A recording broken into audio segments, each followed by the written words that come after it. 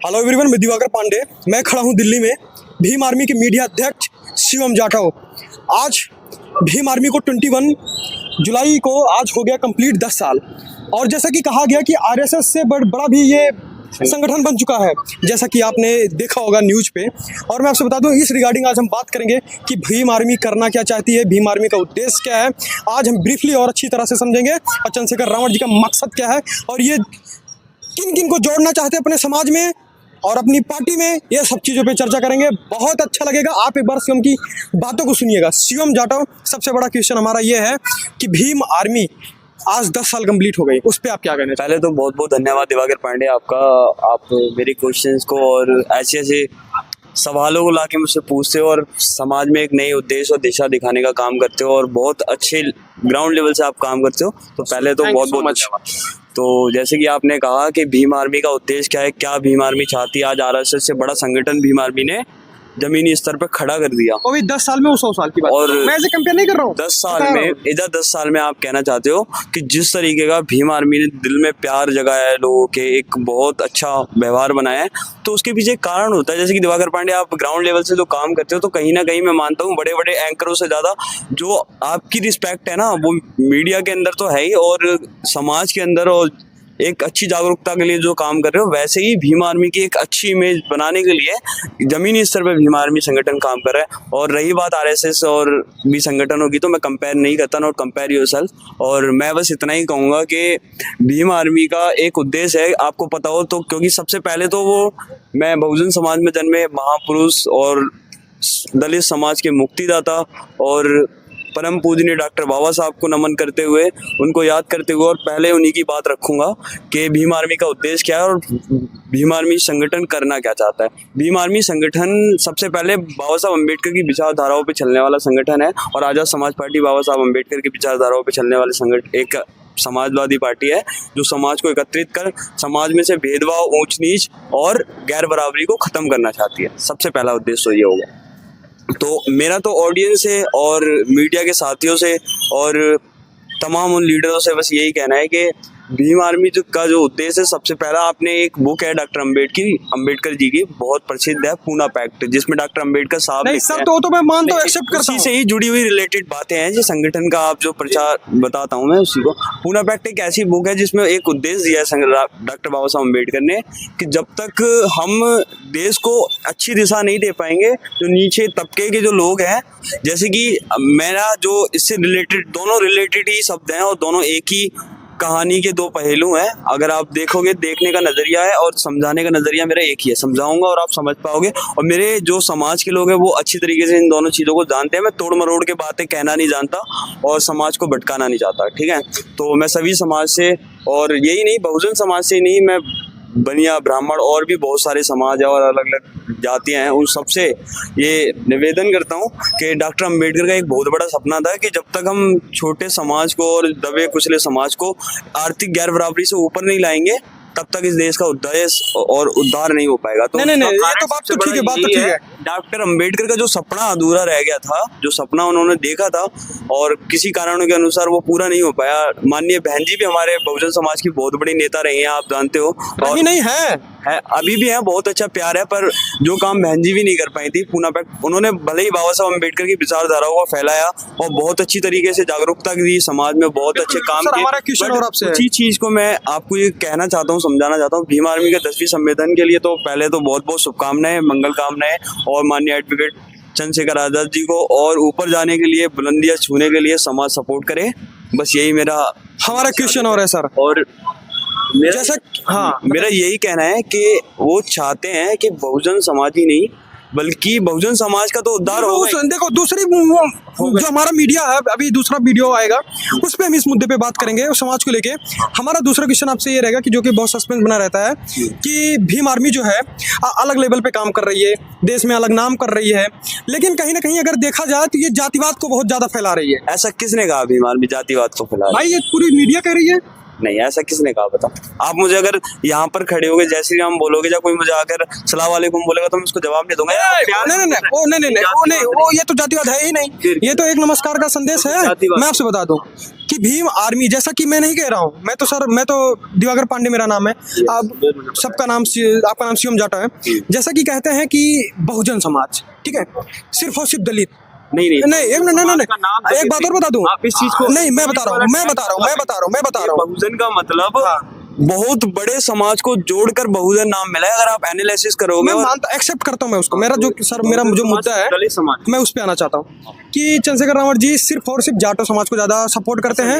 जैसे कोरी हो गई, ये अदर जो आप लोगों में भी मैंने सुना कि लोअर अपर मिडिल क्लास की जातियां होती हैं। ऐसा नहीं है। देखो, दलित वर्ग के अंदर वाल्मीकि आते हैं, महार आते हैं, चमार आते हैं, जाटव आते हैं, मतलब बहुत सारी कम्युनिटियां हैं, एवरीथिंग, बहुत सारी बिरादरियां, वाल्मीकि आते हैं। तो और यहाँ तक कि आप ओबीसी समाज जो मतलब अपने आप को यादव कहते हैं वो भी दलितों में ही आते हैं, बट ऐसा नहीं है। अच्छा, आप कह रहे हो कि वो यादव भी दलित में आते हैं? यस, आते हैं। अगर आप वो देखें तो वो अपनी वास्तविकता को देखना नहीं चाहते। लेकिन उत्तर प्रदेश में ओबीसी है।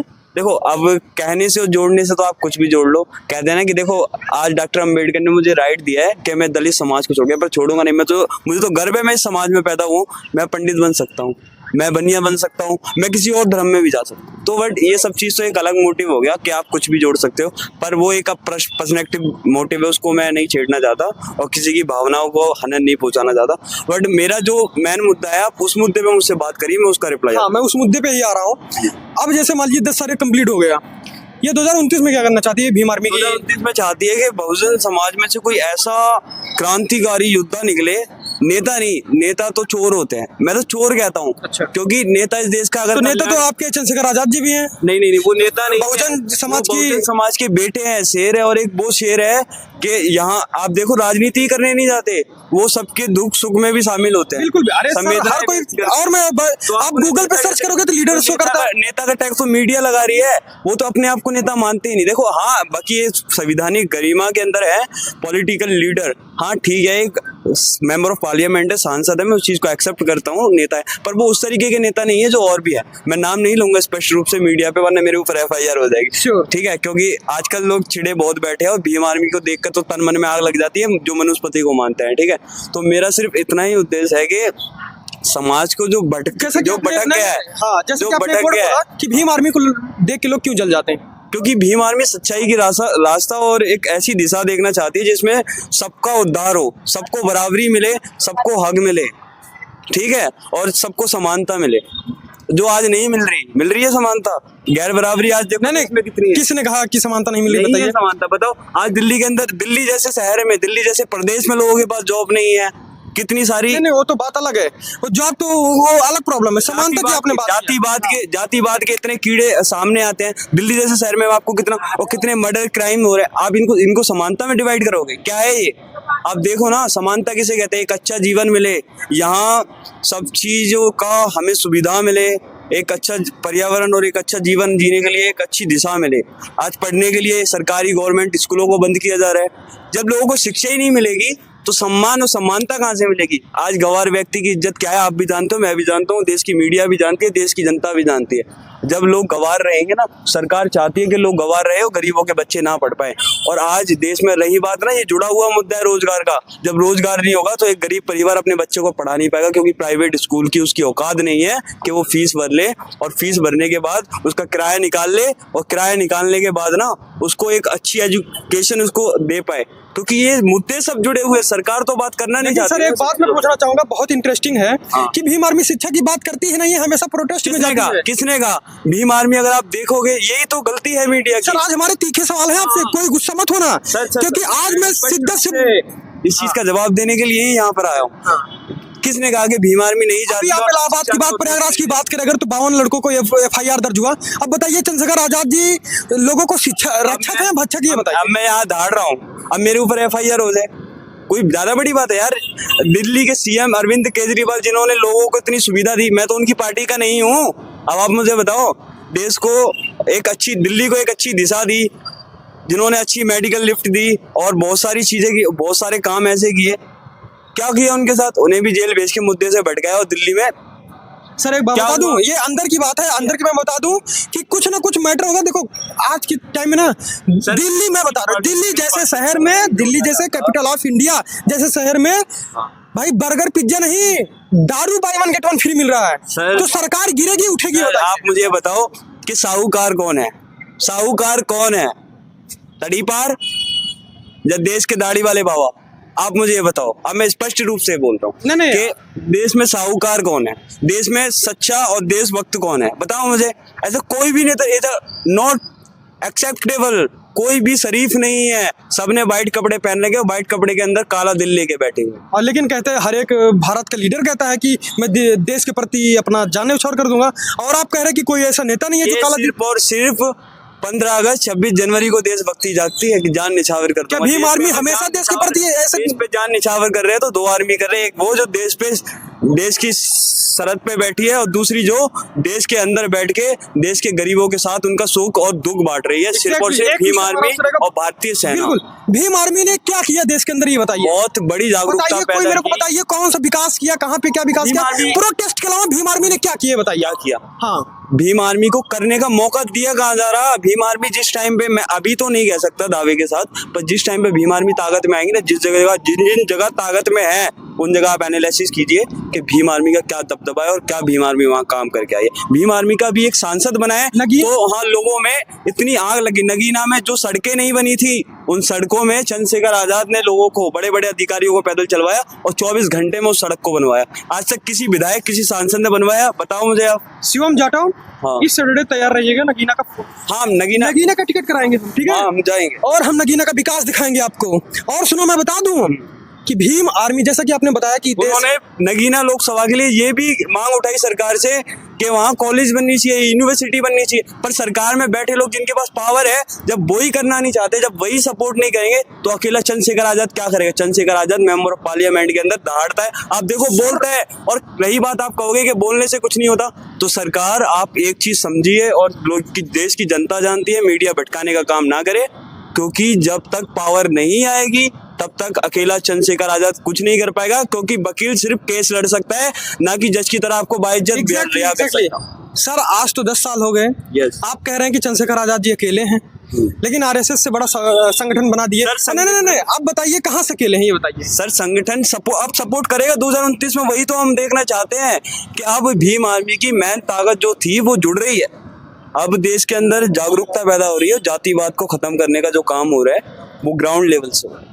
अच्छा, हम हमारे समाज में जो लोग थे और भी जो समाज है, हम उसको एकत्रित करने की कोशिश कर रहे हैं। हम ऐसा नहीं है किसी एक समाज को लेकर, या हम नॉट यार, हम कुछ ऐसा नहीं चाहते कि देश में हम राजनीति करने के लिए नहीं उतरे। हम देश में से उन माफिया चीज़ों को ख़त्म करना चाहते हैं जिससे आज देश परेशान है। और जिस दिन मैं इस चीज़ को लिखवा लो मेरी आज मीडिया में, मैं लिख के देता हूँ चंद्रशेखर आजाद की तरफ से, जिस दिन चंद्रशेखर आजाद देश के प्रधानमंत्री बन गए ना, प्रधानमंत्री तो ये बहुत बड़ा वर्ड है, मुख्यमंत्री भी बन गए किसी प्रदेश के, तो उस प्रदेश का आप हाल देख लेना कितने सुधर जाएंगे। और आज से कंपेयर कर लेना, और आजाद समाज पार्टी को बनने के बाद वहाँ का मुख्यमंत्री, आप 1 साल बाद इस चीज़ को मैं आपको नोट करवाऊंगा आपके चैनल पे आगे कि क्या क्या परिवर्तन उस प्रदेश में करती है। और ये होगा या तो उत्तर प्रदेश में होगा या बिहार में होगा, क्योंकि दोनों ये प्रदेश इतने बड़े हैं। अगर उत्तर प्रदेश और बिहार में नहीं हुआ तो राजस्थान सबसे बड़ा राज्य है, वहाँ तैयारी अच्छी है, वहाँ भी हमारे समाज में बहुत अच्छी जागरूकता है।